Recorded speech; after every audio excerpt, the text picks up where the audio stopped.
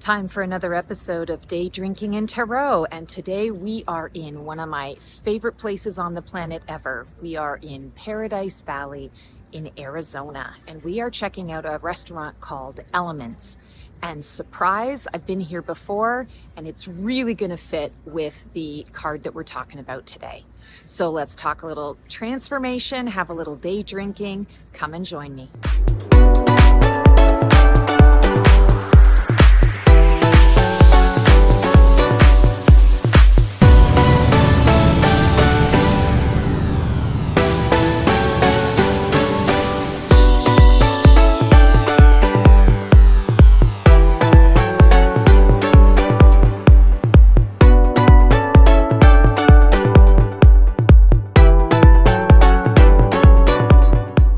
So I am settled in to a very nice two-top, sitting overlooking the pool in the beautiful resort area.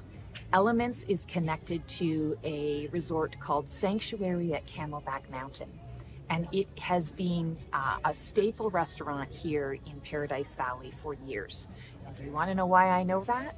Because when I first started falling in love with Phoenix, this was where I came to spend my vacations.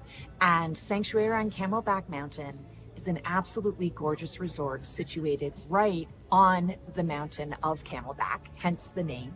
And it has got an incredible restaurant called Elements. And the funny story about this, just to kind of give you a little bit of background, is that I stayed here a number of times, and I would always come in September right at the down season because it's the only time that I could afford to get away for 5 days and to stay in the lap of luxury and to stay in this place that is so VIP. And as you can see behind me, I'm trying to, give you a taste of the beautiful scenery, the palm trees and the beautiful mountains and the sun, and there's the pool right next to me, and they hand you towels to keep you cool, and it's the lap of luxury. And so for today's card, we are discussing the World card. And the reason why I chose this place to talk about the World card is because the World is all about arriving at your destination, the conclusion to the Fool's journey. We started this journey with the Fool card, moving all the way through and, having that innocence and that naivete and not really sure what the adventure is going to bring. And now we come to the end of that Fool's journey, or that hero or heroine's journey. And we recognize, I've been through the good, the bad, and the ugly. I am forever changed as a result of my experiences. And I've come full circle. I'm at the point in my life where it is practical application of all the things and the stuff that I learned in this journey. It is time to enjoy the fruits of my labor. It is time to recognize that I've arrived at the peak. I've achieved that particular goal. And the World card signifies a period of time where you're celebrating your wins, you're celebrating your successes. You're also understanding that you're going to be going into another Fool's journey at that time as well. But now is the time to celebrate, to enjoy, to acknowledge, you'll see in this card here, to acknowledge the 4 elements plus the 5th element, which is spirit, and the laurel wreath that this figure is in. But that is the World card, and I'm so excited. I got the best server ever. His name is Ian. He's super sweet, and I explained to him my whole deal, and he was like, yeah, I would love to pick out a wine for you for today. So let's find out what Ian is going to bring to us to represent this amazing culmination of an incredible adventure and an incredible journey of life with the World card.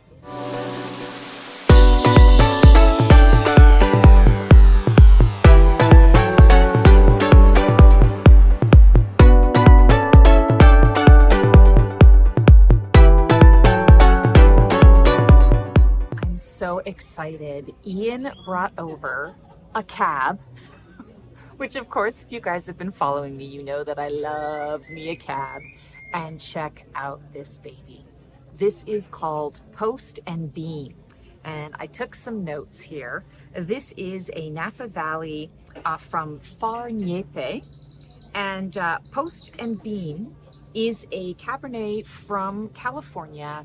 And Ian chose this because when I was telling him about the characteristics of the World Card, he said, I know the one I would love to share with you because it's my go-to wine when I'm celebrating. He says it goes great with a steak dinner, that rich steak dinner when you're out in the beautiful scenery and the beautiful weather of today.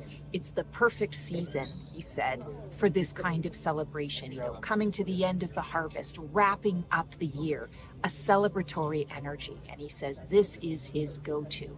And I thought that was brilliant. He didn't go with label. He didn't go with, you know, like specifics like overthinking, trying to, you know, pick out the right wine. I love that he said, I want to share this wine with you. And I think that is exactly fitting for the World Card. So let's check it out. So it smells delicious. It smells wonderful. Fruit forward, but with, I want to say, a little bit of the spice in the background. Let's take a first sip.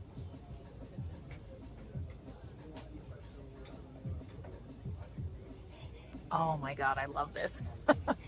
Okay, so we've got nice peppery notes.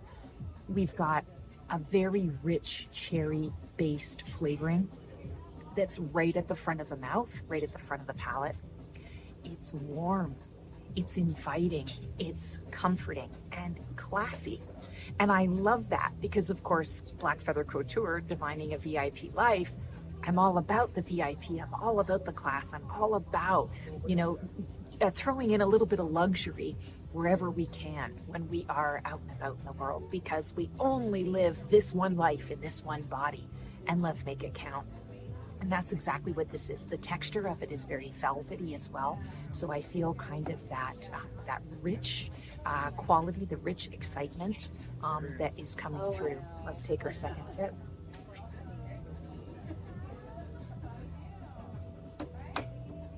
Okay, and now I'm tasting some almost like herbaceous qualities, sort of in the mid part of the palate. I'm tasting it on the upper back part of the palate, and a little bit of mint in there. So of course the mint is an herb.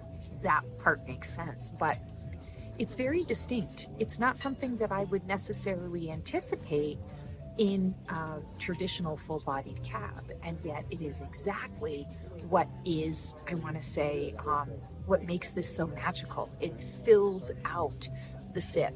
And when we are talking about the World Card is full circle, right? So filling out, the expansion has happened and you're whole.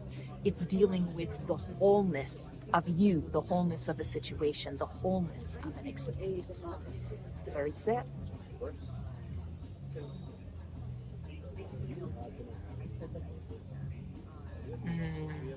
And so even more of that beautiful herbaceous quality.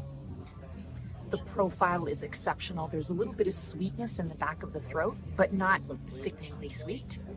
I'm not a sweet wine person, so this is really, really lovely. And I can see, I'm a vegetarian, so I'm not going to drink it with a steak dinner, but I can see how this would be really incredible with a, I want to say a delicious portobello mushroom. I also understand exactly why he chose this for a celebratory steak dinner, because it's a mid-priced wine that gives a high-end luxury feel and high-end luxury value. So really enjoying this wine.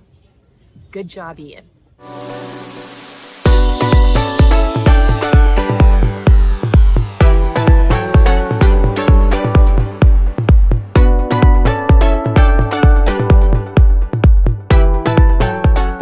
So let's have a little chat about the World Card and transformation.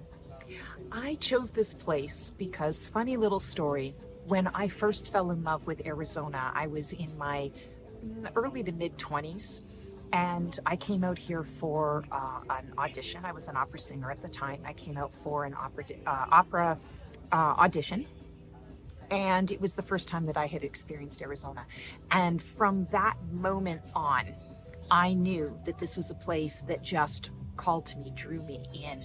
And at that time, I did not really have, I want to say, a lot of confidence or a lot of kind of worldly experience to understand that if I really wanted to live out here, there were ways that I could make it happen.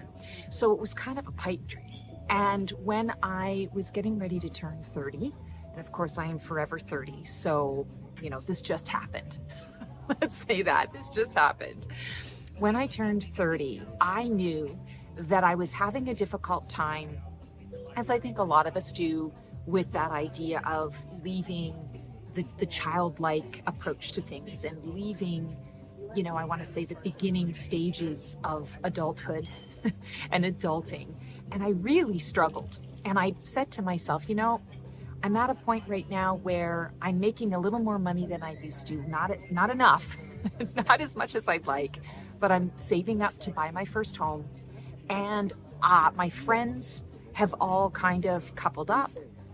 Some of them are even having babies right now. It's more challenging, more difficult to get people together to celebrate. I did not necessarily feel like I was a priority at that time. And so I just decided, you know what? I'm not fit for public consumption. So I'm just gonna book a trip for myself. I had saved up a ton of money and I was like, I wanna do the kind of trip where I don't have to look at the price of the menu, of anything on the menu. I wanna be in a place where there is luxury and where it's a beautiful place that fills my soul. And of course, Arizona fit that bill. And that's where I found Sanctuary on Camelback Mountain. That was my very first visit. So I stayed here and celebrated my 30th birthday at Sanctuary. And I'll say to you that it was probably year 4 of a really intense spiritual awakening journey. Now, I have been on a spiritual awakening journey, I think, since I popped out of the womb, to be honest. But I would say that window of time from 26 on to about 30, 31, there was a lot of healing that was happening for me. I had gotten out of a very abusive relationship. I decided that I didn't want to live that way anymore. I didn't want to get stuck in those crazy patterns and cycles that my family, my ancestors, my parents were stuck in. And I did a lot of healing. I connected to the spiritual part of me because I recognized that the religious upbringing that I had just wasn't serving me. I was reading a lot of Wayne Dyer. I was reading some Deepak Chopra, although I always found his stuff really heady. It never really landed for me for whatever reason. But I was getting into meditation and I had healed rifts and wounds with my father. I had gone back to my birthplace, which was like death to me, but it needed to happen in order for me to find myself or to uncover myself, I would say is a better way of doing it. So I had a fool's journey. I had a Phoenix energy journey over that 4-year window of time where there was a reinvention of myself. And my 30th birthday and coming here to Arizona, I didn't understand it at the time, but was my first true crack at living as if, giving myself permission to think bigger than this tiny little world that had been my world up to that point. I was living the way my parents lived and knew that it didn't feel right and it didn't feel good. And I knew that I needed to do different things. And so being here was such an eye-opener. I had the best time. I would eat here at Elements Restaurant. I would sit at the bar. I would order whatever glass of wine I wanted, whatever glass of wine they recommended. I would have a beautiful meal. I did not care about the price. I just signed on the dotted line. I did hiking every day. I took a day trip to Sedona and did some shopping at Tlaquepaque. I bought dishes that I still have to this day that have traveled with me all over the place, quite frankly. I mean, they started off in Arizona. They went to Canada. They went to North Carolina. And now they're here back in Arizona. So full circle, right? Again, full circle like the world card.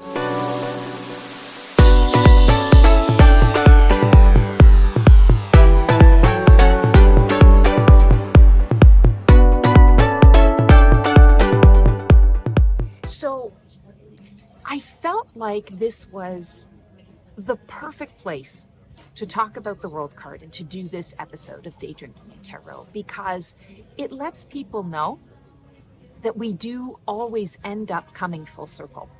And what we start to manifest, I manifested it all those years ago, I should say all those months ago, because I am forever 30. But I manifested this life for myself. I was here.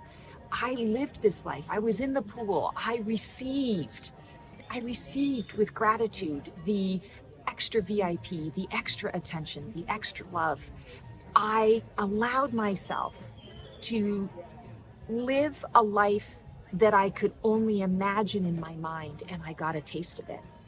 And here we are, several years later, and this is where I live. I drove up here.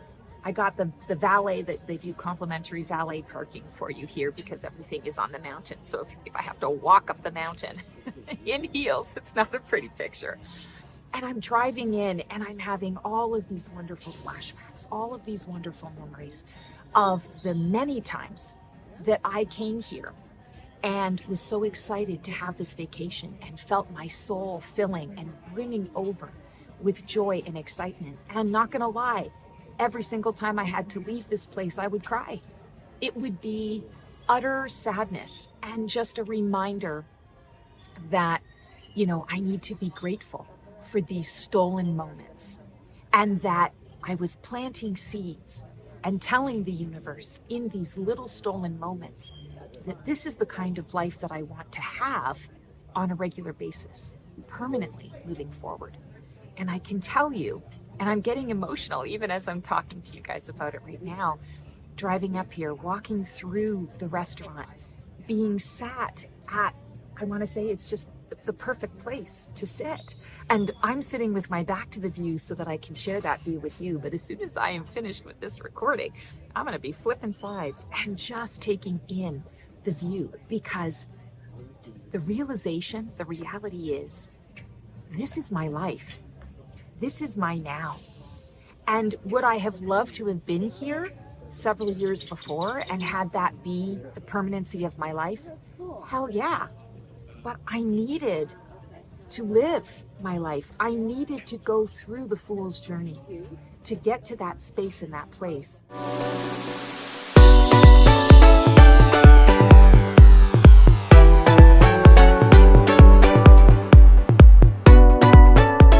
So I had to go through this process in order to not only be able to fully appreciate what this is, what this means for me, what this brings to me, and how this continuously refills and refuels my soul. But I also needed to go through this fool's journey because there was so much healing that I had to do. I'm telling you right now, if I had been successful all those other times that I tried to make it permanent and live here, I would have self-sabotaged. I would have completely blown my life up. I needed to go through the healing. I needed to have that phoenix transformation to recognize that it's okay to want things and that I'm worthy and deserving of having those things. Because I have built a foundation in my life right now where this is my life and I'm not going to blow it up. I'm not going to throw it away. I'm not going to sabotage the amazingness, the goodness, the wonderfulness that is my life today. And I feel like that's really important. The World card in my sort of Phoenix phases and Phoenix journey, what I share with you guys, is the Phoenix soaring phase. It's the number 5 phase of the 5 phases of the Phoenix. And it is the phase that, of course, loops right back into the Phoenix burning. So phase 1, Phoenix burning. I'm frayed and torn. My feathers are not long for this world. I've done a lot of work and I'm tired and I'm ready for something new. And so I spontaneously combust and I turn into a pile of ash. Then I go into the Phoenix growing phase, which is I am in that pile of ash. I am caterpillar goop, right? I am that Phoenix energy that is being rebirthed and reborn, but I have to reform myself first. And it is about receiving, learning to be, evaluation of what happened, what came before this, but without a vision of what is to come. Then you have the Phoenix emerging, which is that little tiny light at the end of the tunnel. I call it the birth canal, where you get a little taste of what could be. And you say, yes, I want to try that out. That sounds like fun. And so you enter the birth canal, and it becomes that 3 steps forward, 2 steps back. You're earning your rebirth. You're sort of reinventing yourself, or you're beginning the process of reinventing yourself. Stage 4, or phase 4, is the Phoenix rising, which is the Fool card, right? That is the, oh my God, you know, Phoenix, new baby bird, wings wet, ready to take on the world. And that is the reinvention to the fullest extent. It is the remake, the extreme makeover. You get to throw spaghetti at the wall to see what sticks. You get to try out different things to see what fits in your new version of self. You've said goodbye to what was, and you're open to the journey and the adventure of what's new. And then the world comes in, the world card comes in, the Phoenix soaring.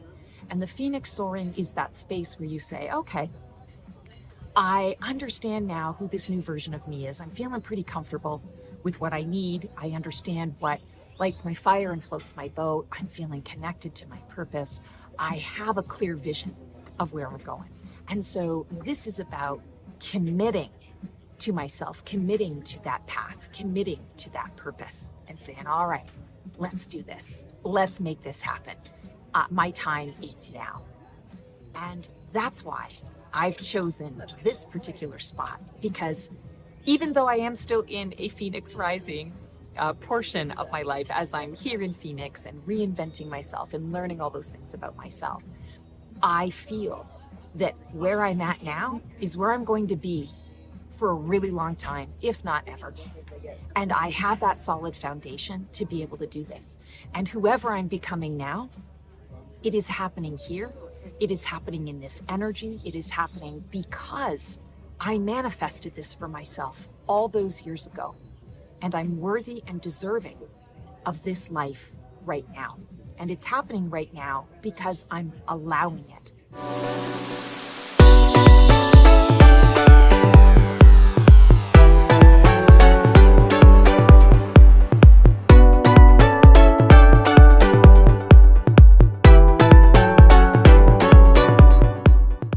So I ask, where in your life are you maybe not allowing yourself to embrace and embody all of who you are? Where in your life are you still waiting on a manifestation and feeling like, oh my God, it's taking forever, so I guess it's never going to be? Because the world card says we are always in this phase of Phoenix. When we step into that Phoenix soaring energy, when we arrive and we come full circle, we know that there's going to be a time to expand and embellish that. And then there's going to be a time when you're going to outgrow that and begin a new Phoenix journey. The most important thing that I can say to you is allow it to happen and do your best not to put timing on it.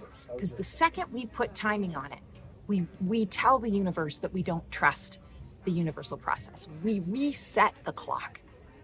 And I can tell you right now, everything that I went through, all of the time, and all of the experience that I gained from the time that I had that, 30th birthday experience here to where I'm at now, I wouldn't change a thing because I'm here for it. I'm ready for it. I appreciate it. I'm loving it. It helps to keep you present and focused. Where in your life can you bring more of that into your space? Where in your life can you give yourself permission to be worthy and deserving of having it all and applying that wisdom, applying that knowledge, saying yes, saying thank you for the good, the bad, the ugly, because all of it has created the wholeness of you.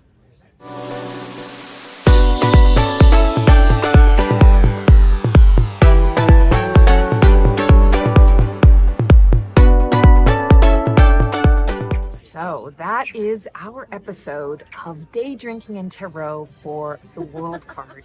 And it was so fun to be able to connect for you guys in this way. We have completed the major arcana of the tarot, which is the Fool's Journey, And it is also the overarching theme that we have for our lives. Whenever we are pulling a major arcana card in any of our readings, it's indicating that whatever that situation is, whatever that guidance is or that insight is indicating, it's because you're focusing on the overarching energy of your life. The minor arcana is a little bit different. And so let's look forward to exploring the minor arcana in another episode of Day Drinking and Tarot. And cheers to the world. Cheers to coming full circle. And thank you for being on this wild ride called life with me. Cheers.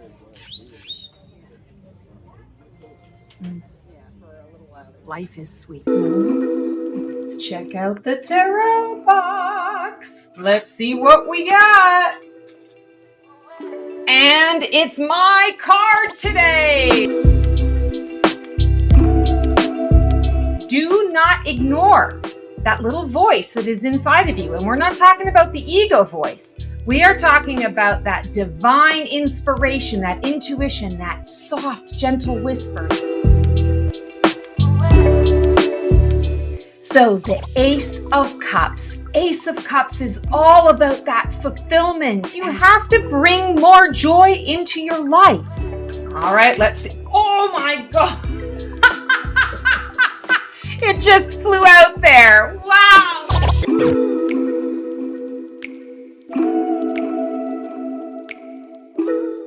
Hello all, Stacy the Black Feather Intuitive, and I'm so excited about this Unlocking Tarot segment. And I got a new deck this week, and I'm so in love with it. And it is called the Chromatic Fates Tarot. So for today's Unlocking Tarot, I thought I would just randomly shuffle. I don't have a particular card in mind to talk about. So we're just going to randomly pull one. And I'm going to just sort of tell you a little bit about it and see what we got going on. Ooh, so we've got the Queen of Cups today. And check out this card. I just love this card. I love all the colors, and the colors are so fun. Okay, so Queen energy. Queen is the divine feminine representation of energy. And PS and FYI, we all have divine feminine and masculine within us. It's not a gender specific experience. It is about energy. And queens in the tarot really represent that structure, organization, delegation. When we think about a queen, it's sovereignty. It's the queen decrees something. The queen makes a decision. And then she puts order to it. She delegates. You do this, you do that, you do the other thing. Come back and report to me on that, because I've decreed that this is the way things are going to happen. This is how we are moving forward. Queen of Cups energy. Cups is the realm of our ocean of emotion. It is our spidey senses, that psychic ability. It is how we feel about things. It's also, it's connected to the sacral chakra, so it is also very creative. And the Queen of Cups energy also in the tarot, usually when we talk pentacles, it's about health and wealth. But with the Queen of Cups as well, there is an energy of health involved in that from a mental health perspective.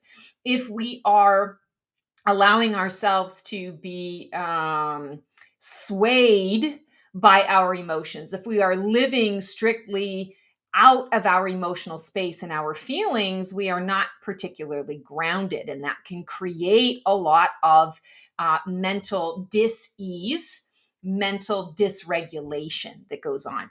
So when we're talking about this Queen of Cups energy, and in this depiction, it's great.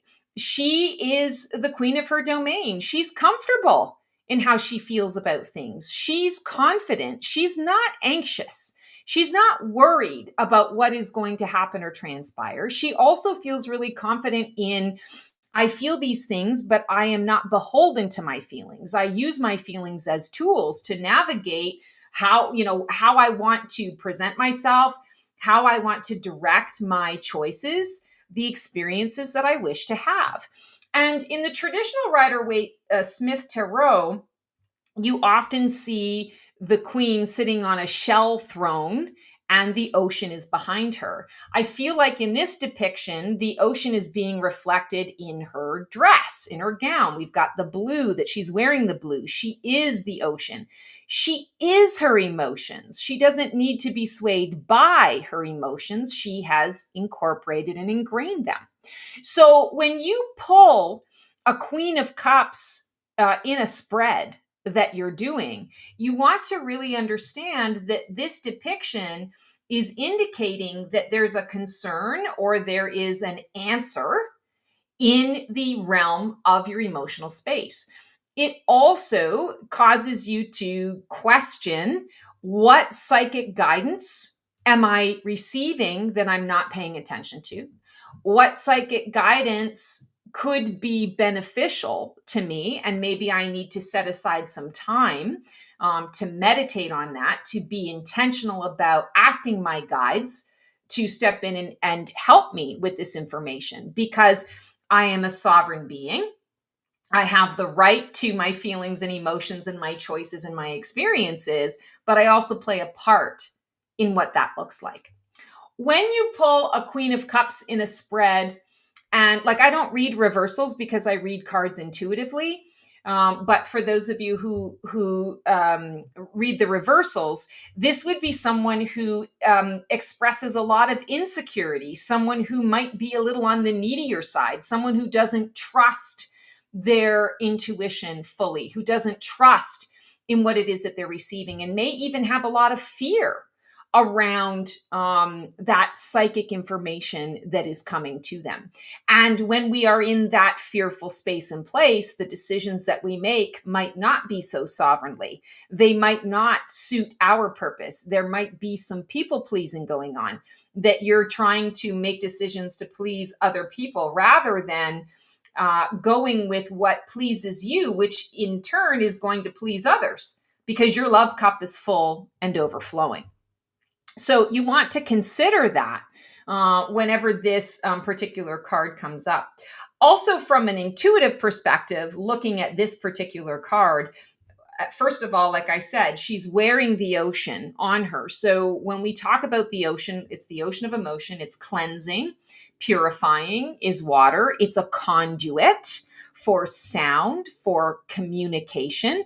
It's also connected to the throat chakra, finding your truth, speaking your truth, learning to communicate that in a creative way. And so she's wearing it on her body, which means she's embodying the ability to communicate, to both express her thoughts and feelings, but also to receive others' thoughts and feelings, and to be able to process that in a way that is serving her, that is eventually going to serve those that she loves and those that she serves. And the background of this card is the pink, and the pink is one half of the heart chakra. It's the self-love, the self-care, unconditional love, self-compassion, and self-forgiveness. And she's holding the cup, right? She's holding the grail, and she's saying, yep, it's important for me to always have my love cup full and overflowing, because part of my service and part of my journey is to help others in that capacity. And if I don't have my needs met, if I don't have the level of energy that I require to be of service to so many other people, then I'm depleted, and then I'm good to no one. And the Queen of Cups can literally get that way, where it's all in or all out. And that's not really, I want to say, the best way to approach life. We don't necessarily need to be all in or all out at all times. Sometimes life is going to hand us the opportunities to live in the gray, whether we want to or not. Sometimes that's the goal, is to figure out, how can I make this work for me? I need to alchemize what's being given to me. And Queen of Cups energy, she's an alchemizer. She uses the water. She uses that conduit energy to alchemize, to bring together different resources and make them into something that is usable for her on any given day, any given topic. So confidence, I feel, is the key, but it's confidence in yourself, in knowing that I have the right to breathe the air that I breathe. I have the right to take up the space that I take. I have a right to my feelings and emotions. And I also have the right to reflect upon them and use them to my advantage, or to recognize when they're going to hinder me if I make decisions from that space. So Queen of Cups brings a lot of balance to a situation. Or again, if it's read reversed, it's the opposite of all of those things. Someone who isn't comfortable in their own skin and doesn't always feel those things. So that is our Unlocking Tarot for this segment. I hope you got a lot out of this.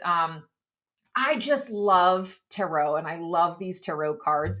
And you know what? I have a segment called Divinely Decked, and I'm going to do a review of this particular card deck just because I love it so much. So if you're a tarot enthusiast like me, and you just can't get enough of these cards, stay tuned for that, because we're going to come up with an unveiling and a review of this deck.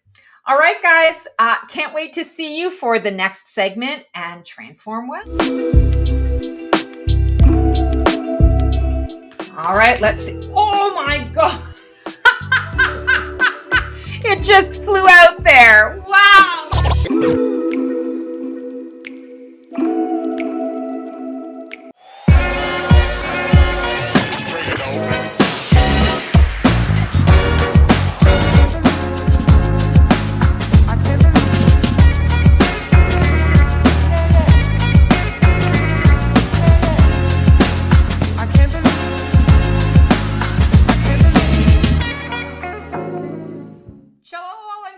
Black Feather Intuitive, and welcome to Real Life Readings. And this is an opportunity for us to kind of hone in on a particular topic. And one of the things that is true in my life is I am an overthinker. I am a ruminator.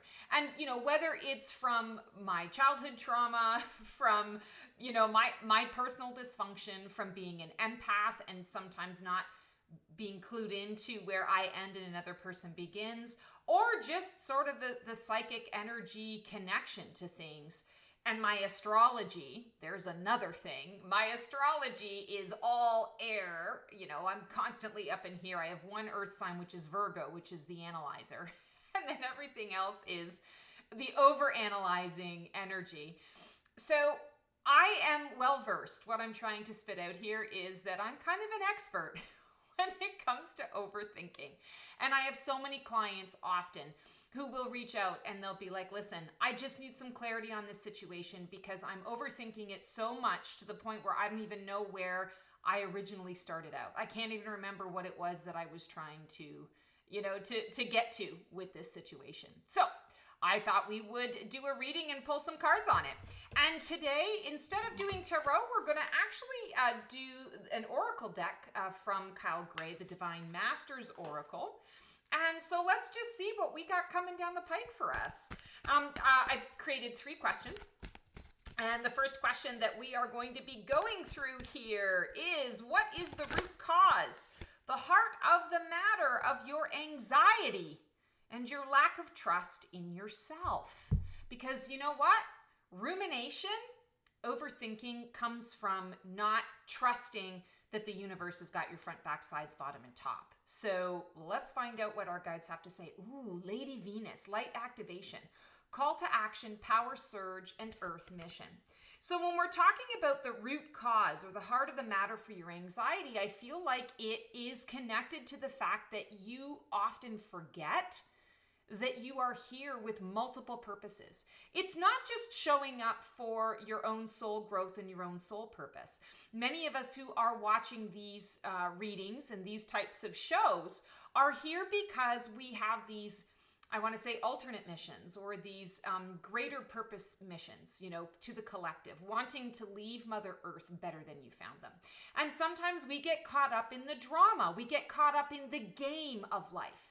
And for many of us, we are surrounded by humans, right? Tons and tons of humans who, I want to say, are not choosing awareness. They're aware of the superficial. They're aware of what it is that they see with their own two eyes. But for those of us who I want to say are on a spiritual path, and not to say that we're better or worse than anyone else, it's a different awareness, it's a different experience, it's a different approach to life. And Lady Venus says, don't forget that you are here on a mission, and that the majority of the people around you have no idea that there would even be a need for a mission or a calling, or that the world could be different than what it is. We are here to, I want to say, bring about a new era of love, an era of life, to show humanity all that it can be, right? I talk about being in humanity's fullest potential. And Lady Venus is coming up with a light activation energy to say, that's where the root cause of your anxiety is you're forgetting that you've come here to show humanity a different way. You're getting caught up in the human game. And yes, we are all physical beings. We're all human beings, having these spiritual experiences through these human bodies. But we also have the awareness that there's more to life than meets the eye. So that's the root cause of your anxiety, is you've forgotten your power. You've forgotten who you are at your core. And, I want to say simple isn't always easy, but it is simply a matter of, oh yeah, that's right. I know better. And so therefore I can do better. That's the key. Knowledge is power. Knowledge is power. All right. Our second question. What will happen if you let the issue go and just observe the situation versus trying to solve or control it? So this is a question that I ask of myself when I'm recognizing that I'm caught up in an overthinking cycle. I call it the monkey mind, right? All the 57,000 monkeys that are going on in my brain, having a blast, slipping on banana peels, eating bananas, throwing them all over the place. There's just no rhyme or reason. It's all freaking chaos, right? So if we are in that state, and this is what happens to me, and I'm giving you a real life example of what I do, is when I catch myself in that moment and I go, oh, there's the monkeys going on again. What is it that I am trying to micromanage? What is it that I'm trying to take control of? And what if I literally just stopped and recognized, regardless of my anxiety, regardless of how much I think, how much steam comes out of my ears and my head and my back, the situation is going to end up in the same way anyway. So what I need to focus on is me, maybe not the situation, but it's focusing on me. How do I choose to respond to this versus react? So here is our card. Oh, I love it. Horus, manifestation vortex. Belief makes manifest. Thoughts attract and create. So what if you were to just let it go? When you release it, what is going to manifest? What is going to come out of that is what was originally intended to be manifested. And the overthinking, I want to say, restarts the clock. For those of you who followed me for a long time, you know that I talk about manifesting, that you have to kind of put that thing out there. You put that thought out there once, and then you feel into it, and then you release it. And you don't keep manifesting over the same manifestation, because what you're telling the universe is, I want to continue to manifest the experience of manifesting this situation, rather than I want the situation to be manifested. I have manifested it. So I feel like this card is coming through to say, what if you just let it go and observed? You would observe the manifestation that is coming through. But if you're getting all up in that stuff, if you're getting all anxious, if you're trying to control people, places, and things around you, then you're mucking up the works. And then the universe can't bring you what it is that you've manifested. Or if it's a situation where you're like, I don't recall manifesting this, I'm uncomfortable with this, focus on the vision of where you want to be. Focus on the outcome that is ideal for you. That's where you want to put your energy, not on the, what can I do right now to fix this, stop this, to get in the way of this? Because often that's what it is we're watching the wheels in motion and we're saying we're trying to stop with one finger, stop this boulder, humongous boulder that is rolling down the hill. That one finger isn't going to do anything. The ball is already rolling. So the best you can do is get out of the way, observe what happens, observe where it lands, and really put the focus on the ideal outcome for your situation.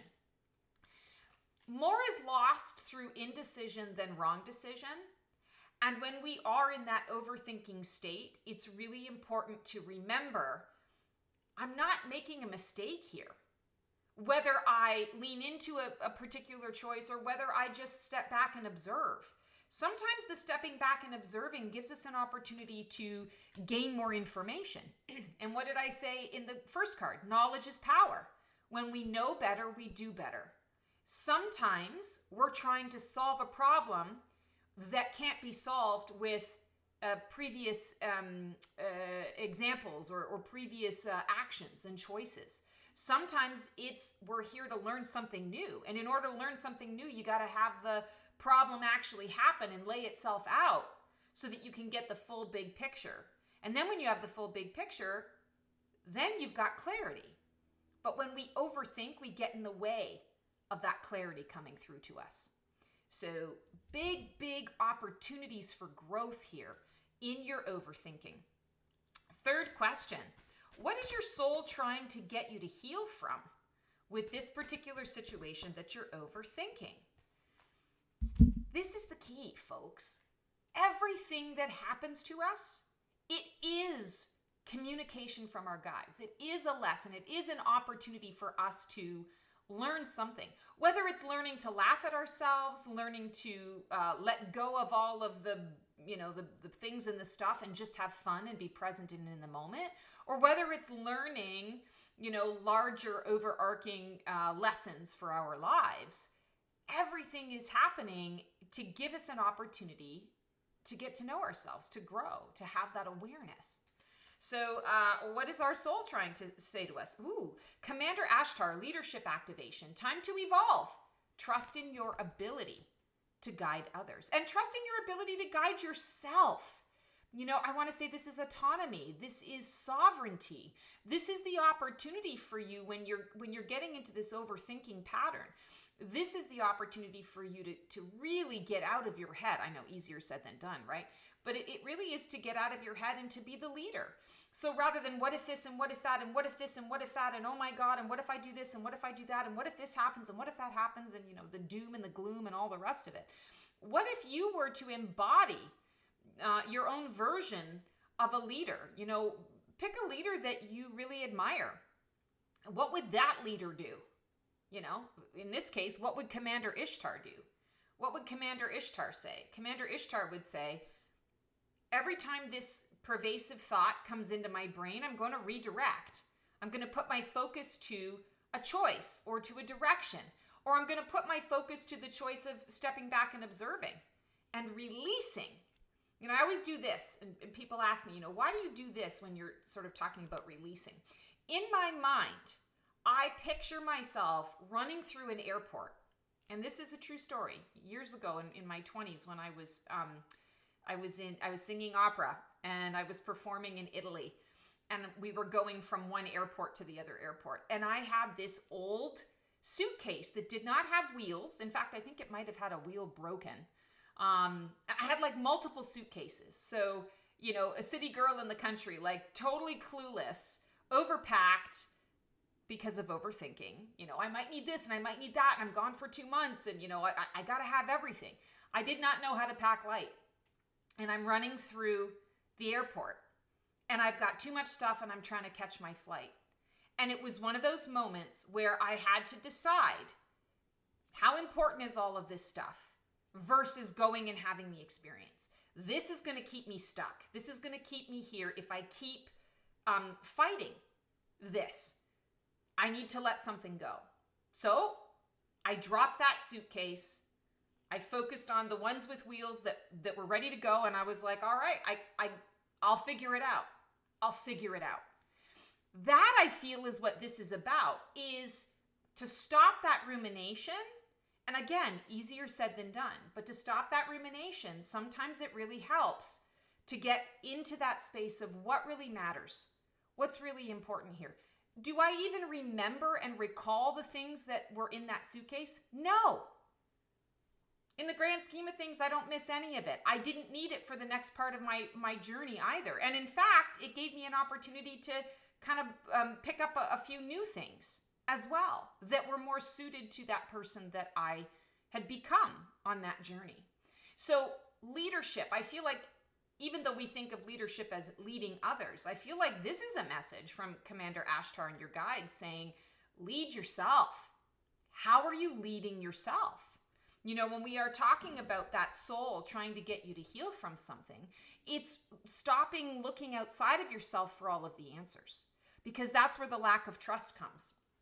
You know, and maybe you're a person who thought you followed your intuition and something happened that was not what you anticipated, and you automatically assumed you were wrong. You automatically assumed that you chose the wrong thing, and so now you're afraid to trust your intuition or trust your inner guidance around this. Well, the root cause of that is a lack of trust, but maybe it was a wrong perspective, or seeing the intuition in a very tunnel vision, one-sided way.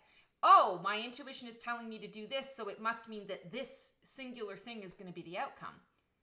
No, sometimes our guides take us, they redirect us, they course correct us, and they take us on a path. We think from a linear perspective, this is where it's going to take us. They take us on a path that is, I want to say, maybe the service road, right? Not the highway, not the main highway. You can get on the main highway again, but the service road is going to give you all sorts of information, all sorts of different experiences. You're the one who deems it as good, bad, or indifferent.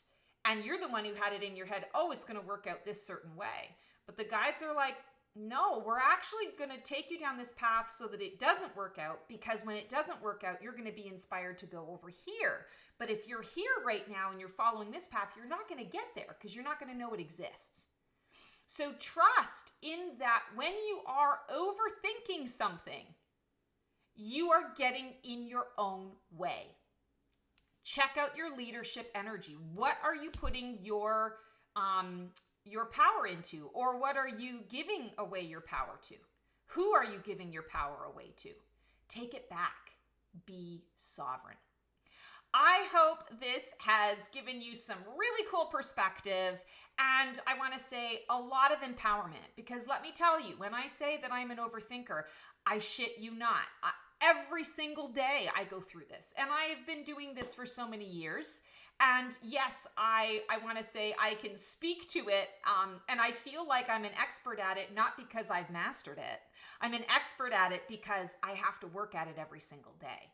So don't beat yourself up. If you're like me and you feel like, oh my God, I'm never going to get it. No. It's the every day you're learning something new. Every day, if you have to redirect yourself or course correct yourself, you're improving. You're learning more about yourself. It is about that awareness. And I think we were talking about that with our Earth mission. Don't forget your identity. Don't forget who you are. Don't forget why you're here. And we are all in this together. We all have something to contribute. So trust, and drop that suitcase. Let it go. You don't need it. Pack light, make your flight, and have the experience. Don't get stuck in the now. That is our real life readings. I hope you guys have the most amazing month.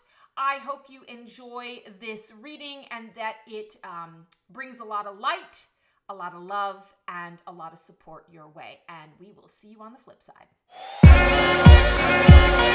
Bring it on.